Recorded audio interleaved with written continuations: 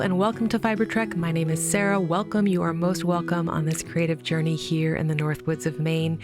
On this edition, I'm looking forward to sharing with you some of my natural dyeing experiments. I've got a couple recipes I thought you might enjoy to take a look at, as well as update you on all of the knitting.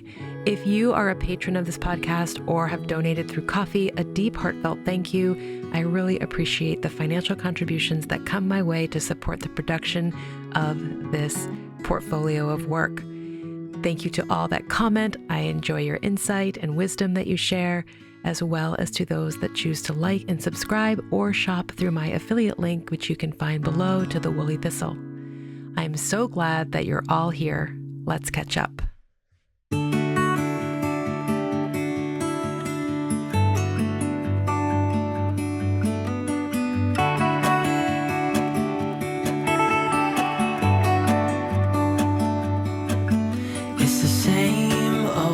Story being told inside my head. I'm too shy to straighten up my bones and be a man. I gotta tear this wall apart to let you in.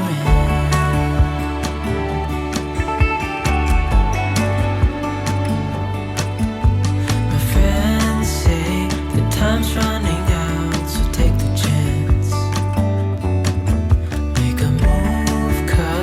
Door won't stay open till the end. Won't you tear my world apart? 'Cause I know I need a start to let you in. When it's over, I will see what I've done. Let it go.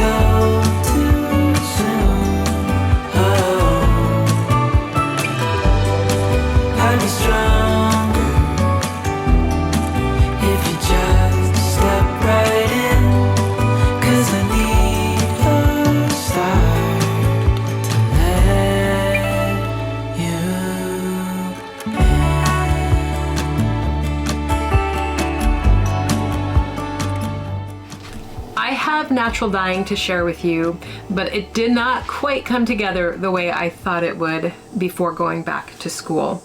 I am headed back to my commuting life this week, and I really had wanted to get to that indigo vat as kind of the touchstone of the natural dyeing and all my projects this summer.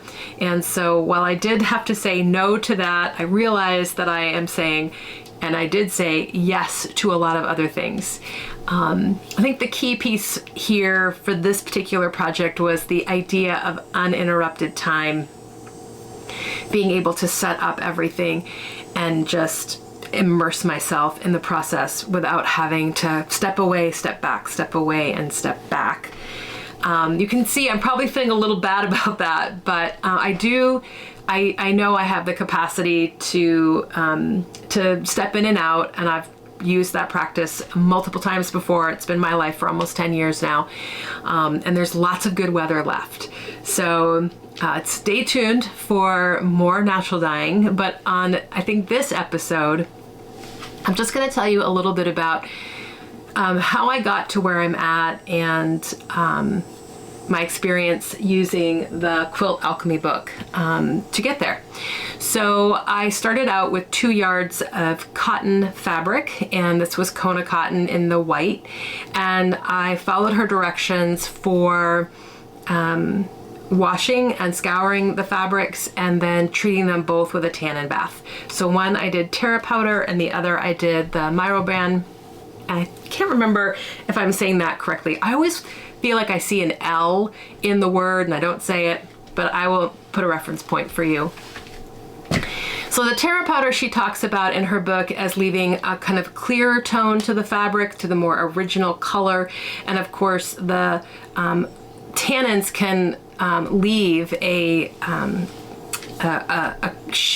hue or a tone to your fabric. So the Myroban is more yellow versus walnut or oak gall, which might be more brownish beige or deeper. So I had to think about what I wanted to do with each of those fabrics and how it might react with the dye I was going to use in the future. So treated them both with tannin baths. And then I really wanted to understand how I could dye in my kitchen, take a risk assessment, how was I moving around, surfaces, equipment, etc. So I decided to dye with logwood. I've dyed with logwood before, and purple's not my favorite, but I felt like, being able to learn how to achieve deep blacks or even maybe like sapphire blues with a copper modifier, that this would be a really good, just run-of-the-mill, you're gonna get color kind of experience. So I started with logwood and I did that inside. And then I decided to practice doing an outdoor experience, and I used weld and Himalayan rhubarb. So those are the three that I was working with. I chose weld because I knew when I did my indigo vat, I wanted to try to achieve some greens, some blue greens, turquoise, sage. And again, I'm making all of these kind of future calculations with the help of the book Quilt Alchemy, and I'm just looking at the array of other dye stuffs I have.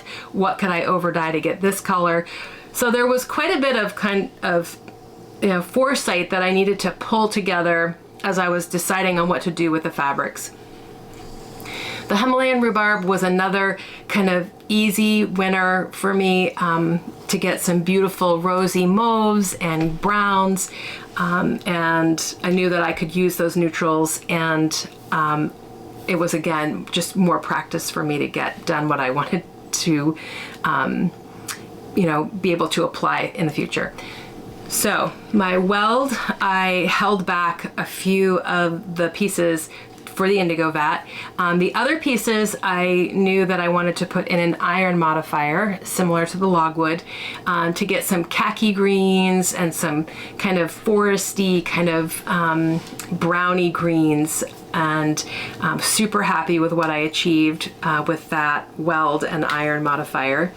And then I did throw in a piece of fabric from my Himalayan rhubarb that was kind of a lighter shade out of the exhaust, and threw that into the iron modifier and got a really beautiful kind of silvery gray. Super happy with that as well. So I'm really happy with what I got, and that felt like a big win. I just didn't have enough stamina to keep going. The heat showed up, and the process takes a while. You have to let things sit, sometimes overnight.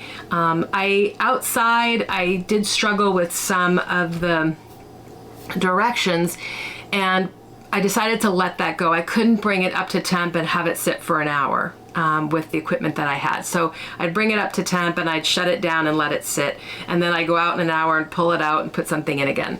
So I wasn't as scientific as I could have been, or as I was, learning about. I really just wanted to kind of be in the process and chuck things in, pull things out. Do I like this? No, I don't, etc. So it was really for me more about understanding the process and not so much about fine-tuning, all of my mixes and, time. And, I did follow a formula, the weight of fabric per recommendations, but sometimes the fabric was wet and I just kind of guessed. So it was a little bit, it's actually very me, right? Because I'm not always super precise, but I am happy with what I got. So that was the logwood, weld, and Himalayan rhubarb, plus all the pre-prep of the fabric.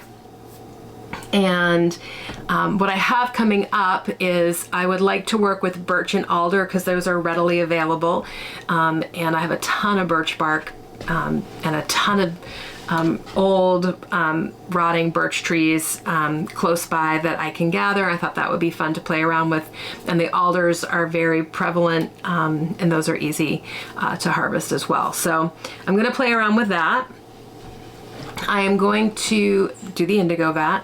I have sorrel, henna, and madder that I can play around with. And what I really am, I want to look after the indigo vat. I guess the indigo vat was that linchpin for me, because after that I wanted to look at what I had for color and then see if I could start to fill in some things for, maybe a small quilt or maybe a patchwork garment, etc. So the indigo vat was going to kind of be the as I said, the kind of the touchstone, the ground point of the color palette, and then I could move out from there. So I have more dye stuffs to play around with once that indigo vat's done. And I like the concept of being outside, even though I can't be as precise. It makes it so much easier. I'm not, being overly extra careful and foodstuffs, etc. So being outside, it just more liberating. I can trip, I can slop things, which I have a tendency to do, and not feel like, oh my God, that just, went in the muffins or whatever. So it alleviates that whole risk management piece for me. So that's kind of where I fell here at the end of summer. Pretty happy, again, like I said, with what I got, and I'm looking forward to the indigo vat upcoming. I hope you'll come along and see where we go from there. I would love to take some of the leftover pieces, or leftover dye baths that I haven't always exhausted them, and see if I can make some ink with them. So I have a lot kind of rolling around in my brain for the fall. I'm really excited about that, and I just wish I had more time to get it done. Right, on that note, speaking of time, I did promise Rob that I would make him some muffins today. I'm going to bring you along with me, and I'll talk a little bit about this this particular recipe that I love, and maybe you can incorporate it into your kitchen.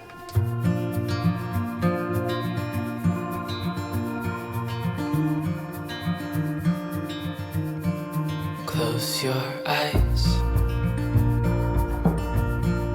get some rest. I'm by your side. Lay your head on my chest.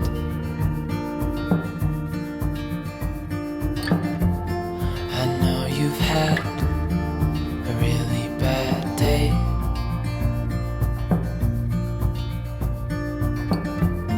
but I'm right here, it's gonna be okay.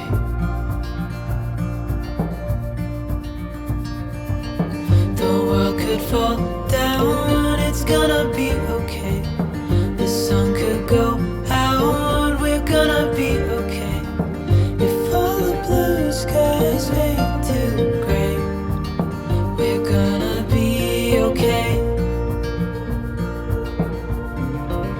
I really enjoy when other vlogs pull in lots of different content and kind of tell a whole story and share lots of different resources and different activities. And if you've been with me for a while, know that I've kind of shifted to that model as well. I had one viewer talk about setting up the vlog kind of like a magazine, like mini chapters in the overall episode. And baking and cooking are one of my favorite things to do, and I've shared that here before. And I thought I would share with you two books that have I've really been leaning into this summer and have been really helpful in creating some other skills. And specifically that one is, well, I'll talk about the skills first. That one is the Home Ground Flour book. If you remember or you've been with me, I purchased a flour mill for my mixer. It's a very basic entry-level machine. And I really wanted to get better at substituting and understanding how these home ground wheats that included all the bran and the germ could be substituted or used in different recipes. And this particular book by Susan Becker has been really helpful in doing just that. So understanding what different flours properties will bring to a baked good. Primarily, I've been using my flours for quick breads, cookies, cakes, muffins, and sticking with King Arthur all-purpose for my bread, just because the shift is very challenging and I can't achieve the fineness that I need with the mill that I have. But I've been researching some small independent mills around the United States and looking at their flour just to kind of shake up the flavor profile of my breads that I make. I use a very basic bread recipe, which is all based on weight and hydration percentages, and that doesn't necessarily lend itself so much to this. So in my research for making bread, you can do it. I haven't tried any of her recipes yet because I love the recipe that I use so much. But if you're interested in understanding home milled flours, I would definitely recommend this book. Now, the reason I said that is because I was making the honey roasted strawberry muffins from this book, which is Dishing Up the Dirt by Andrea Bemis. And I was substituting in flour that I had as well as spelt. So both of these books I really love. This one, she not only has some nice baked goods in it and desserts, kind of hearty muffins and protein cookies and things like that. She does a really nice job looking at lots of different types of vegetables and how to use them. So if you belong to a CSA, then this is a really great book to have on hand. Her and her husband run a large CSA garden in, I think it's Oregon. And one of the things that I really love about this book and the other book that I have from her is she does a lot of basics. So basic sauces. I am a hound for tahini, and she does a lot of different sauces with tahini. And again, just utilizing lots of different vegetables in lots of different ways. You can see I really love this. The binding is going on my book. This is spiced cauliflower with honey tahini sauce. Maybe I could rebind this book.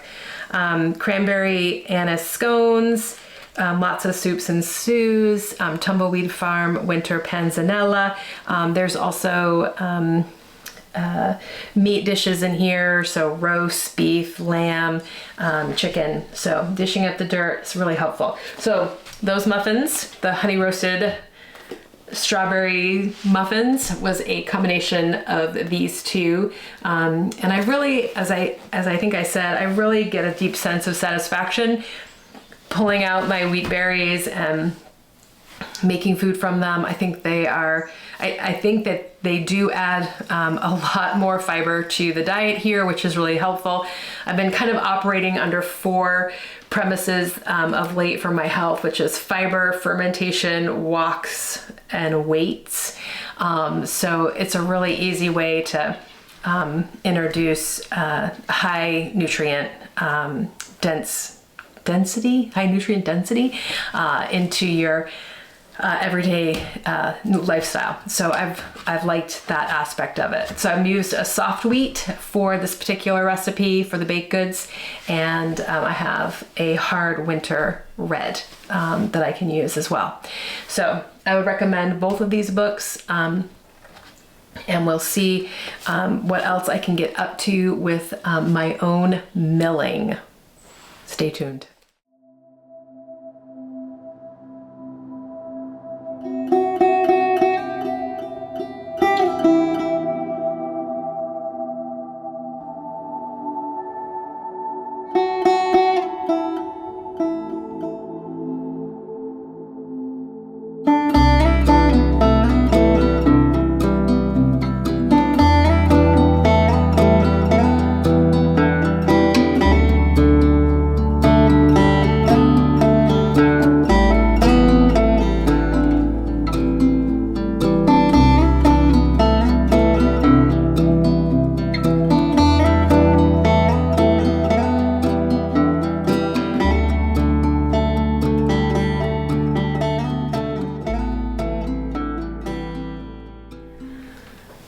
welcome to the knitting and fiber portion of the episode. I just want to reiterate before we get started how deeply grateful I am to those that contribute financially, whether that's through a subscription platform like Patreon or through donations on Ko-fi.